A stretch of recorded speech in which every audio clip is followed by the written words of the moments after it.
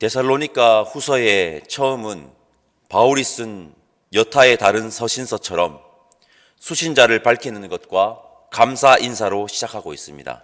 우리 1절과 2절 말씀 함께 읽어보겠습니다. 1절과 2절입니다. 바울과 실로아노와 디모데는 하나님 우리 아버지와 주 예수 그리스도 안에 있는 데살로니가인의 교회에 편지하노니 하나님 아버지와 주 예수 그리스도로부터 은혜와 평강이 너희에게 있을지어다. 아멘. 데살로니가 후서를 묵상하면서 새삼 한 번 더 느꼈습니다. 우리는 혼자가 아니다. 우리에게는 예수님이 함께 계시고 우리에게는 함께하는 동역자가 있다. 우리는 바울이 혼자 사역을 다 한 것처럼 의뢰 생각하지만 바울이 혼자 다 한 것이 아닙니다. 바울에게는 귀한 동역자들이 있었습니다. 실로아노와 디모데가 있었습니다. 이뿐 아니라 바울에게는 많은 동역자들이 있었습니다. 그리고 오늘 본문 4절을 보십시오. 제가 한번 읽어보겠습니다. 그러므로 너희가 견디고 있는 모든 박해와 환난 중에서 너희 인내와 믿음으로 말미암아 하나님의 여러 교회에게서 우리가 친히 자랑하노라. 아멘. 그리고 바울에게는 고난 중에서도 믿음을 버리지 않고 그리스도인으로 살아가는 데살로니가 교회 교인들이 있었습니다. 바울이 숱한 역경을 이겨낼 수 있었던 것의 첫 번째 이유는 예수 그리스도일 것입니다. 예수 그리스도가 함께 계심을 믿는 믿음이 첫 번째 이유입니다. 그리고 두 번째는요, 동역자입니다. 동역자는 너무 소중합니다. 우리가 그런 동역자이기를 소망합니다. 이 땅에서 그리스도인 살아갈 때 필연 발생하게 되는 역경을 이겨내게 하는 서로에게 힘이 되어주는 귀한 동역자들이 되었으면 좋겠습니다. 오늘 보면 1절을 보면 데살로니가 전서의 1장과 마찬가지로 바울과 실로아노, 디모데가 공동 저자로 나옵니다. 여러분, 우리도 예수 그리스도라는 복음의 여정의 공동 저자들입니다. 함께 그 여정을 써내려가는 자들이라는 것을 잊지 말고 우리 서로에게 힘이 되어 주십시다. 힘. 데살로니가 후서 1장은 데살로니가 전서 1장에서 언급했던 고난에 대해서 다시 언급하고 있습니다. 제가 데살로니가 전서 1장 6절과 7절 말씀 읽어보겠습니다. 또 너희는 많은 환난 가운데서 성령의 기쁨으로 말씀을 받아 우리와 주를 본받는 자가 되었으니 그러므로 너희가 마게도냐와 아가야에 있는 모든 믿는 자의 본이 되었느니라. 아멘. 데살로니가 전서가 쓰인 후에 얼마 만에 데살로니가 후서가 기록됐는지는 정확하게 알 수는 없지만 데살로니가 전서에서 언급했던 이 고난이 데살로니가 후서에서도 언급한다는 것은 그들이 당했던 고난이 쉽게 사라질 고난이 아니었다는 것을 말하고 있는 것입니다. 여전히 고난 중인 겁니다. 여전히 환난과 핍박 중인 것입니다. 우리는 역사적 기록으로 이것을 알고 있습니다. 1세기에서 3세기 로마 시대의 그리스도인들에게는 고난의 연속이었다는 것을 말입니다. 당시 그리스도인들에게 고난은 필연이었습니다. 필연. 여러분, 1세기 그리스도인들이 왜 박해와 핍박을 받았습니까? 왜 고난을 받았습니까? 그리스도인으로 살기로 결단했기 때문입니다. 다른 이유가 아니라 그리스도인으로 살기로 결단했기 때문입니다. 세상의 가치가 아닌 하나님의 가치로 살기로 결단했기 때문입니다. 그들은 고난을 선택한 것입니다. 저는 오늘날도 마찬가지여야 한다고 생각합니다. 당연히 1세기 로마 시대 그리스도인들이 당했던 그런 실로 엄청난 고난은 아니겠죠. 허나 오늘날에도 그리스도인으로 살기로 결단하면, 세상의 가치가 아닌 하나님의 가치로 살기로 결단하면 고난은 필연입니다. 포기해야 하는 건 많습니다. 손해도 봅니다. 때로는 왜 그렇게 사냐고 바보 아니냐는 말도 자주 들어야 합니다. 여기서 우리가 짚고 넘어가야 하는 것이 있습니다. 왜 그따위로 사냐는 말을 듣는 것은 아닙니다. 그리스도인이 기본적인 윤리적 소양, 상식에도 못 미치는 행동을 하여 그렇게 사냐고, 왜 그따위로 사냐고 비난받는 것은 그리스도인이 다가오는 필연적 고난이 아닙니다. 그것을 고난으로 착각하면 안 됩니다. 저는 이 말을 좋아합니다. 그리스도인의 삶은요, 몰상식이 아니다.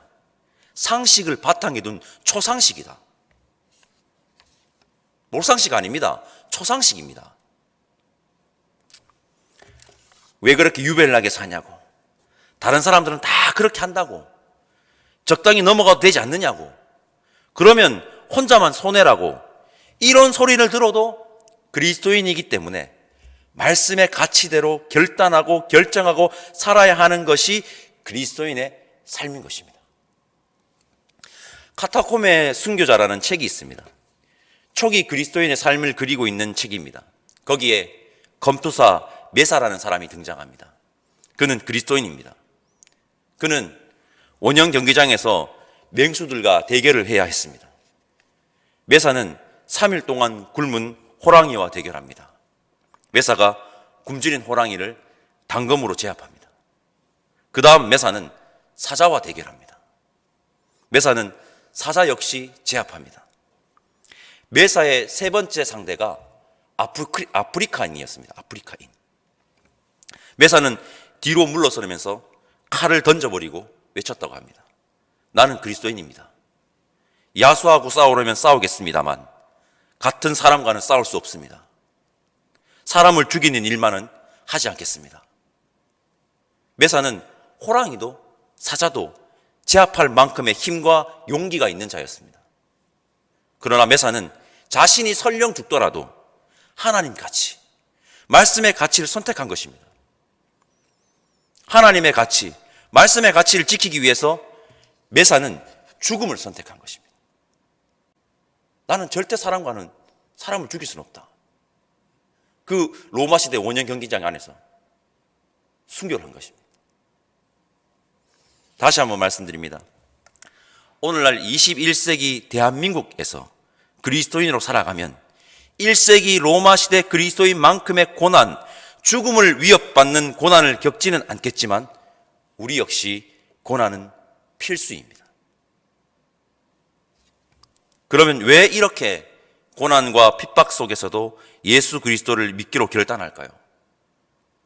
1세기 로마 시대 그리스도인들은 왜 고난을 뻔히 알면서도 예수 그리스도를 선택했을까요? 데살로니가 교회 교인들은 왜 예수님을 믿기로 결단했을까요? 10절에서 12절 말씀 우리 함께 읽어보겠습니다. 10절에서 12절입니다. 그날에 그가 강림하사 그의 성도들에게서 영광을 받으시고 모든 믿는 자들에게서 놀랍게 여김을 얻으시리니 이는 우리의 증거가 너희에게 믿어졌음이라. 이러므로 우리도 항상 너희를 위하여 기도함은 우리 하나님이 너희를 그 부르심에 합당한 자로 여기시고 모든 선을 기뻐함과 믿음의 역사를 능력으로 이루게 하시고 우리 하나님과 주 예수 그리스도의 은혜대로 우리 주 예수의 이름이 너희 가운데서 영광을 받으시고 너희도 그 안에서 영광을 받게 하려 함이라. 아멘. 고난이 필연인 것을 알면서도 그들이 왜 그리스도를 믿기로 결단했느냐? 죽음이 끝이 아니라는 것을 알았기 때문입니다. 영광이 우리를 기다리고 있다는 것을 알았기 때문입니다. 뿐만 아니라 5절에 보면요, 하나님의 공의로운 심판의 표라는 구절이 있습니다. 하나님의 공이 무엇입니까? 여러분 간단하게 생각하시면 됩니다. 하나님의 심판 앞에서 모두가 평등하다는 것입니다. 이것이 하나님의 공의입니다. 하나님의 공의. 세상에 보면 불의한 것 같은데 전부 다 하나님의 심판대 앞에 동일하게 다 서게 됩니다. 하나님의 공의입니다. 그들은 이것을 믿었습니다. 이것을 믿었습니다. 이것을 믿는 자와 믿지 않는 자의 삶은요 180도 다릅니다. 180도 다릅니다. 개미와 배짱이 이야기 아실 겁니다.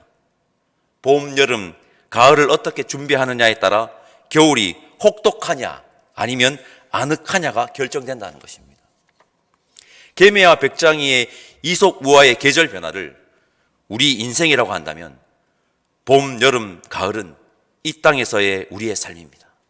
그리고 겨울은 이 땅에서 인생을 마친 후의 삶을 말합니다. 설교 시간에 한번 말씀드렸던 기억이 있는데, 예전에 중학교 시절 수학 선생님께서 공부를 하지 않는 아이들에게 이런 말을 항상 하셨습니다. 니는 뭔데 배짱배짱 하고 있냐고. 언제나 여름일 것 같냐고. 그러시면서 이렇게 말했습니다. 야 임마, 여름은 짧고 겨울은 길다. 여름은 짧고 겨울은 길다. 성도 여러분, 겨울은 긴 것이 아니라 겨울은 영원합니다. 이 땅에서 인생을 마친 후 시작되는 삶은요, 영원합니다.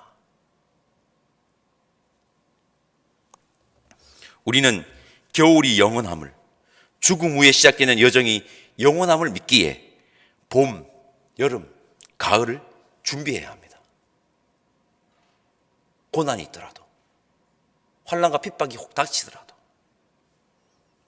봄, 여름, 가을을 어떻게 준비해야 하는지 알려드리겠습니다. 예수 그리스도를 믿으면 됩니다. 그리스도인답게 살아가면 됩니다. 다른 게 없습니다. 예수 그리스도를 믿는다는 이유로, 그리스도인이라는 이유로 고난이 다가올 것입니다. 왜? 가치관이 충돌하기 때문에 당연히 다가옵니다. 그러나 기억하십시오. 장차 우리가 얻을 영광과는 비교 불가입니다. 비교 불가. 성도 여러분, 오늘 두 가지 꼭 기억합시다. 첫째, 우리는 혼자가 아닙니다. 옆에 보십시오. 이만큼 많습니다. 우리에게는 함께 이 고난을 이겨나가는 동역자들이 있습니다. 서로에게 힘이 되어주는 동역자들이 됩시다. 둘째는 그리스도인에게 고난은 필연입니다. 왜 예수 그리스도를 왜냐하면 예수 그리스도를 믿기로 했기 때문입니다. 그러기에 고난은 필연입니다. 우리는 이 땅에서의 삶이 끝이 아님을 기억하고 영원한 영광을 위해 우리에게 주어진 하루를 그리스도인으로 살아가기로 결단하시기를 간절히 소망합니다. 함께 예배드리는 우리 모두 이러한 건강하고 성숙한 그리스도인들이 되어 세상에 하나님 나라를 증거하는 자들 되시기를 간절히 소망합니다. 기도하겠습니다. 하나님, 감사합니다. 오늘 함께 예배드리는 우리가 서로의 힘이 되어주는 귀한 동역자를 되게 하여 주옵소서. 그렇게 그리스도인으로 살아갈 때 필연 맞게 되는 고난 가운데서 서로를 의지할 수 있게 하시고 이 땅에서의 삶이 끝이 아니라 우리에게는 영원한 삶, 영광의 삶이 기다리고 있음을 깨달아 끝까지 주의 길을 선택하고 살아가는 성숙한 그리스도인 되게 성령 하나님 인도하여 주옵소서. 감사드리며 다시 오겠다 약속하신 예수 그리스도의 이름으로 기도드립니다. 아멘. 하늘에 계신 우리 아버지, 아버지의 이름을 거룩하게 하시며 아버지의 나라가 오게 하시며 아버지의 뜻이 하늘에서와 같이 땅에서도 이루어지게 하소서. 오늘 우리에게 일용할 양식을 주시고 우리가 우리에게 잘못한 사람을 용서하여 준 것 같이 우리 죄를 용서하여 주시고 우리를 시험에 빠지지 않게 하시고 악에서 구하소서. 나라와 권능과 영광이 영원히 아버지의 것입니다. 아멘.